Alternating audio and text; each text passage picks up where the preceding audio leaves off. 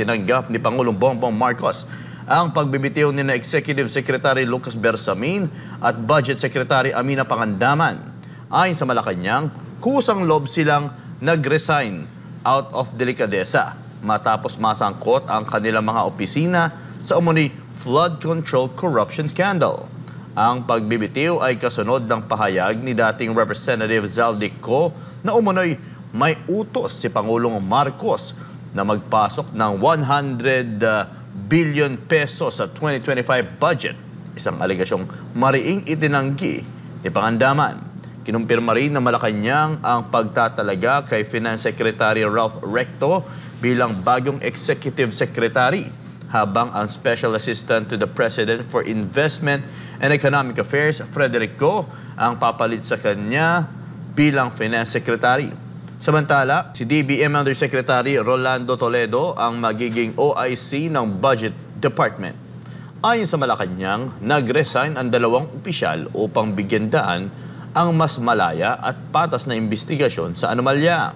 Binigyan din na kahit pribado na sila, maari pa rin silang kasuhan kung mapatunayang sangkot. Sa tingin niyo po ba, attorney, na ano po ba ang hakbang? Yes, go ahead, attorney. Una-una, hindi ko naniniwalang voluntaryo ang resignation yan. Alam mo, magaling itong, gaya ng sinasabi ko, magaling itong si Presidente Marcos Jr. Tandaan mo, yung si Bersamin ay itinuro ng isang resource person o kung ilang pang resource person na tumanggap ng pera dyan sa flood control projects. At itong si Pangandaman naman, tinuturo din nakasama doon sa pagbibigay ng mga insertions doon sa 100 billion flood control projects. Sa tingin ko, dahil nga involved sila, ang taong bayan kasi, yung mga rally-rallying ginagawa ngayon, humihingi sila ng aksyon sa presidente. Gusto nila, usigin mo lahat na nabahiran ng korupsyon.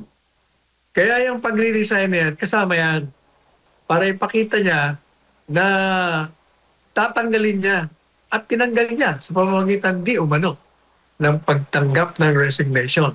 At sinasabi nila ngayon na out of delicadeza. Kung totoo yan, pwede sana following their logic na dahil ito'y tinuro, inakusahan ng korupsyon, pwede dapat siya rin, presidente ng bansa, magre-resign. Kasi nga, tinuturo din siya ni Zaldico. O kaya lahat ng yan, ay sa tingin natin, puro ginawa, sadya upang ipakita sa atin na si Presidente Marcos Jr. dahil hindi ba inilalarawan niya na siya ang nanguna sa korupsyon laban sa mga tiwaling opisyal. At hindi siya kasama dyan. Kaya consistent with that position, kailangan lahat ng mabahira, lahat ng akusahan, tatanggalin niya. Whether through resignation at tatanggapin niya or talagang sisipahin niya. Regardless of whether it's voluntary or hindi, the fact remains na natanggal na sa posisyon. Kaya yan ang pinapakita niya. Alam mo, matalino itong mamang ito. Akala siguro ng mga iba. Paniwalang-paniwala sila na hindi ito kasama sa korupsyon. Ako, hindi ako pupunta doon sa sinasabing kasama siya, nagnakaw, 25 billion ang tanggap niya. Ako, consistently, sasabihin ko, hanggat wala kang ebidensya bilang abogado, hindi ko sasabihin na kasama siya doon mismo sa sinasabi ni Zaldico. Ako, sinasabi kong hindi maaari siyang tumakas ng accountability sapagkat bilang presidente ng bansa, ang lahat ng irregularidad, lahat ng illegalidad, lahat ng kabiguan ng kanyang administrasyon, siya ang mananagot. Kalintulad din na kung ito'y tagumpay, ay siya rin ang dapat na bibigyan natin ng papuri. Kaya hindi siya pa pwede talagang tumakas. ililimit ko yung sarili ko dun sa command responsibility. At matagal ko na akong sinasabi yan. Ah, yung kisaldi ko, ibang usapan yon. Pero, uulitin naman natin, dahil mga kritiko, sinasabi, hindi, hearsay yan eh. Yan ang sabi niya. Ang sabi ko naman, ang problema sa inyo, hindi nyo tinitingnan na yung pag-amin niya ay deklarasyon laban sa kanyang interes. Yung pag-amin niya, gumawa siya ng kalokohan. Gumawa siya ng irregularidad. Gumawa siya ng illegalidad. Nagkamit siya ng krimen. Inaamin niya na yun. Kaya whether sinumpa niya o hindi, publiko eh. Sinasabi mo na nga sa publiko. Kaya, yung tinuturo niya, sinasabi niya, kasama ko yung mga yan. Katunayan, ako'y sumunod lamang sa utos ng presidente. O madalit sabi, hindi mo pwedeng sabihin na walang bahid ng merong bahid ng katotohanan kasi nga inilaglag niya ng sarili niya.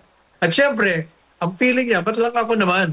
Ako sumunod lang nga. Kaya kailangan, ituro ko na kayo. Iyan ang nangyari dyan. Kaya, yung pong sinasabing, kailangan sinumpaan, malayo, kaya sumpaan, salaysay mo yan. O hindi na mahalaga ngayon yun.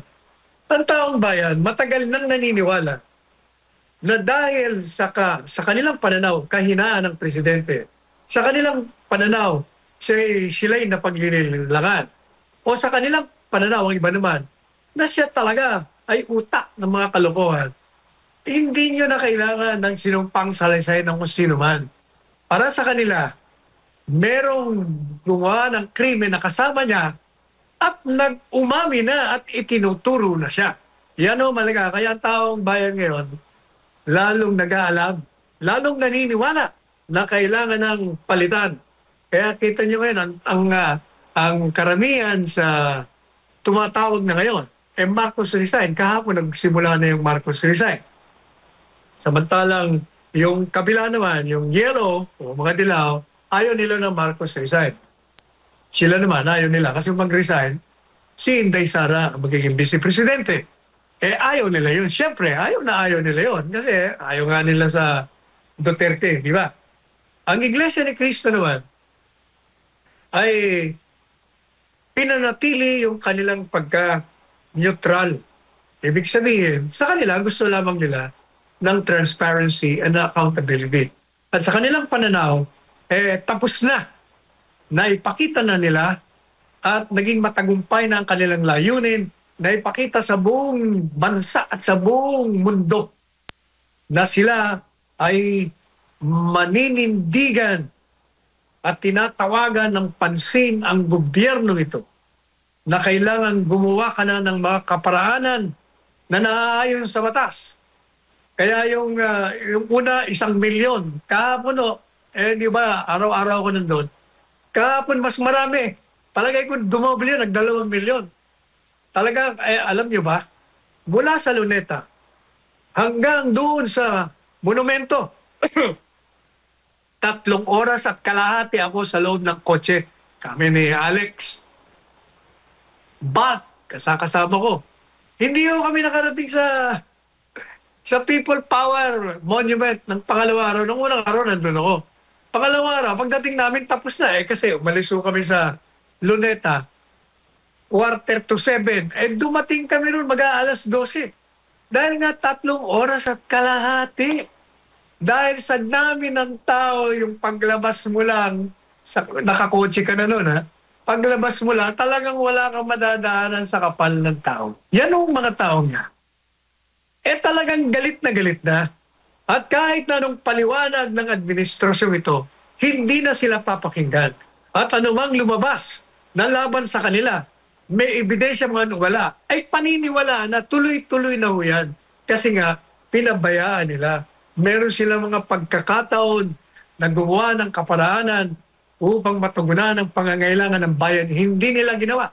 Sa halip, ay tinuloy-tuloy nila ang hindi pagtugon sa mga pangunahing pangangailangan, ang patuloy na pagnanakaw at pagyayabang pa sa kanilang mga nakaw na yaman.